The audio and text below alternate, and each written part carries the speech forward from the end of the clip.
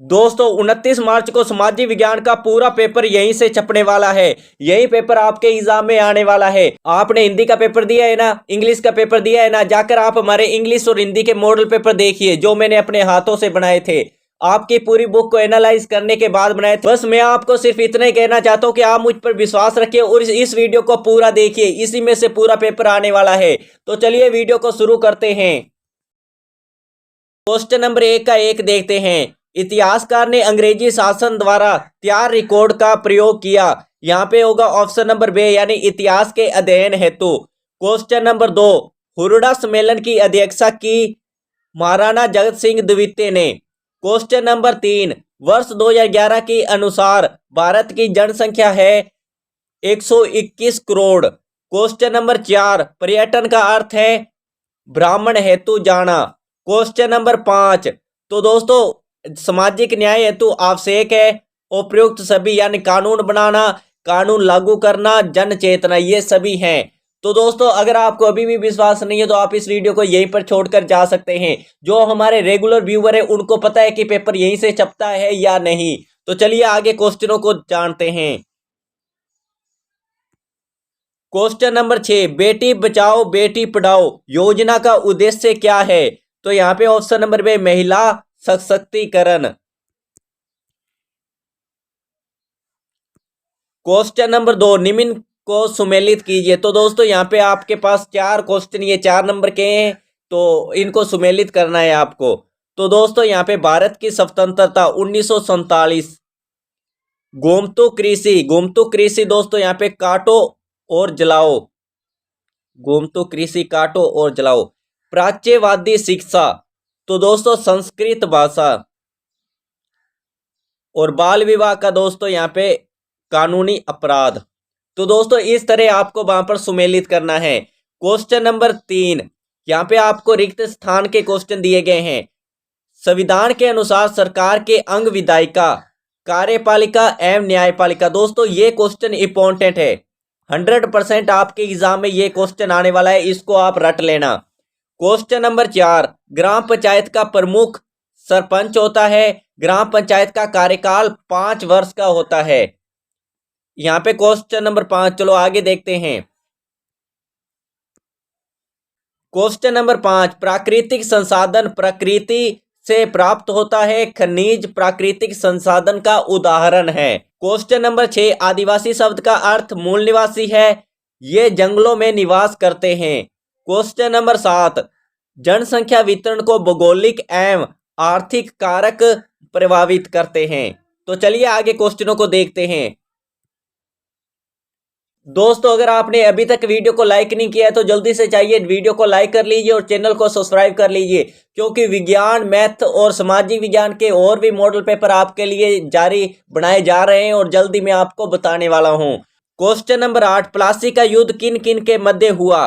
प्लासी का युद्ध बंगाल के नवाब सिराजुद्दौला तथा ईस्ट इंडिया कंपनी के बीच हुआ। क्वेश्चन नंबर 2, 19वीं सदी से पूर्व आदिवासी समूहों में प्रचलित आर्थिक गतिविधियां कौन कौन सी थी। 19वीं सदी से पूर्व आदिवासी समूहों में प्रचलित गतिविधियां झूम खेती करना, पशुओं का शिकार करना, वन उत्पादों का संग्रह करना, पशुपालन तथा एक ही जगह खेती करना, ये था। क्वेश्चन नंबर 9 के भी यहाँ पे आपको 2 क्वेश्चन दिए गए हैं। एक यहाँ पे प्राच्यवादी शिक्षा के समर्थक विद्वानों के नाम बताइए। प्राच्यवादी शिक्षा के समर्थक विद्वान थे William Jones, Henry Thomas Colebrooke, Nathaniel Halhed तथा वॉरेन होस्टिंग्स, ये थे उनके विद्वान। क्वेश्चन नंबर 2, 17वीं शताब्दी के भारतीय सूती वस्त्रों की कोई 2 विशेषताएं बताइए। यहाँ पे एक विशेषता है भारतीय सूती वस्त्र अपनी गुणवत्ता तथा बारीकी कारीगरी के लिए प्रसिद्ध थे।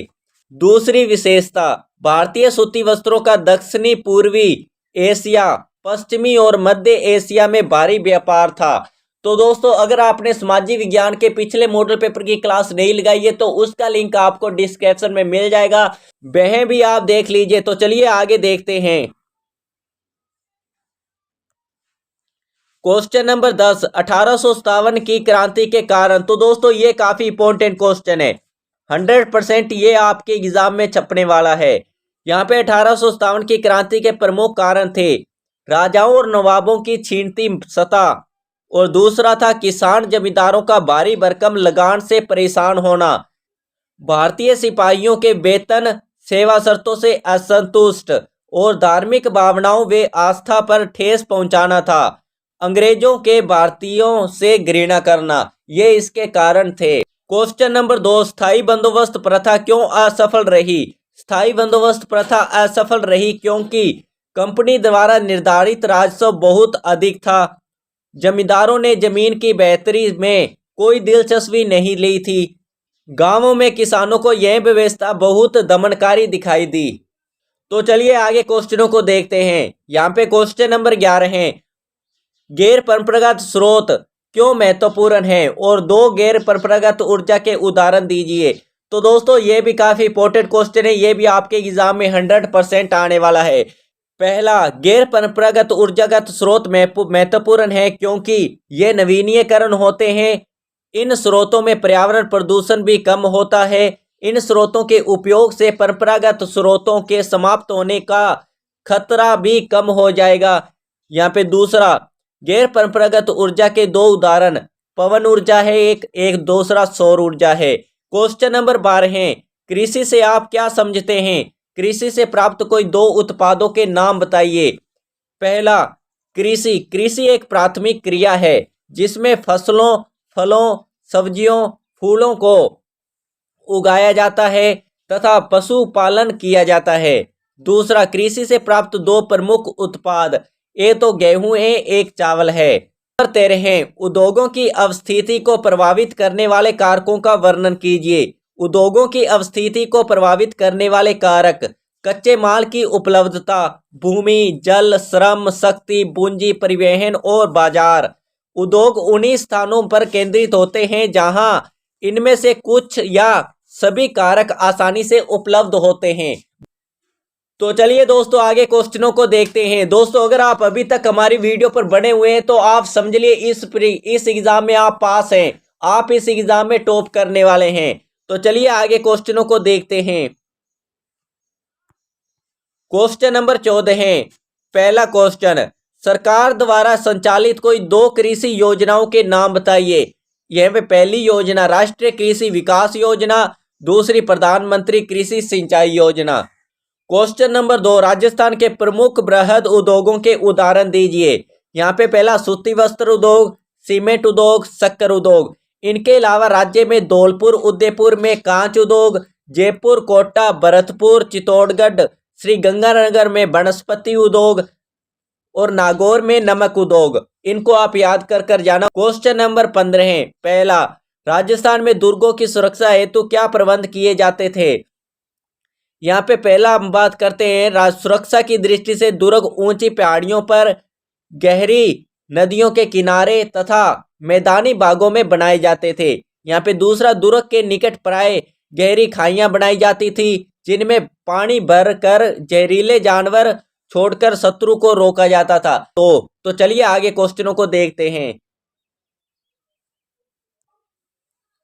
क्वेश्चन नंबर 2, पश्चिमी राजस्थान में जनसंख्या घनत्व पूर्वी राजस्थान की अपेक्षा कम है, कारणों को स्पष्ट कीजिए। पश्चिमी राजस्थान में जनसंख्या घनत्व कम होने का कारण, पश्चिमी राजस्थान का अधिकांश भाग मरुस्थलीय है, यहाँ की भौगोलिक परिस्थितियां कठिन हैं तथा यहाँ आधारभूत सुविधाओं की कमी है। क्वेश्चन नंबर 16 है, धर्मनिरपेक्षता से आप क्या समझते हैं। तो दोस्तों ये क्वेश्चन इंपॉर्टेंट है, ये क्वेश्चन आपके एग्जाम में 100% आने वाला है, धर्मनिरपेक्षता से संबंधित। यहाँ पे धर्मनिरपेक्षता का मूल मंत्र यह है कि धर्म से संबंधित किसी भी तरह का वर्चस्व खत्म होना चाहिए, धर्म और आस्था के आधार पर किसी के साथ भेदभाव नहीं होना चाहिए। क्वेश्चन नंबर 2, स्वतंत्र न्यायपालिका से क्या तात्पर्य है। स्वतंत्र न्यायपालिका से तात्पर्य है कि विधायिका, कार्यपालिका एवं सरकार न्यायपालिका के कार्य में दखल नहीं दे सकती। स्वतंत्र न्यायपालिका को शक्तियां संविधान प्रदत्त होती है। दोस्तों वीडियो काफी लंबी हो चुकी है, इसलिए हम इसके क्वेश्चन यहीं तक करने वाले हैं। आगे के क्वेश्चन मैं आपको नेक्स्ट वीडियो में करवाने वाला हूं। इसके लिए आप अभी इस चैनल को सब्सक्राइब और बेल आइकन को प्रेस कर लें और इस वीडियो को लाइक करें और कमेंट में बताएं कि नेक्स्ट वीडियो आनी चाहिए या नहीं।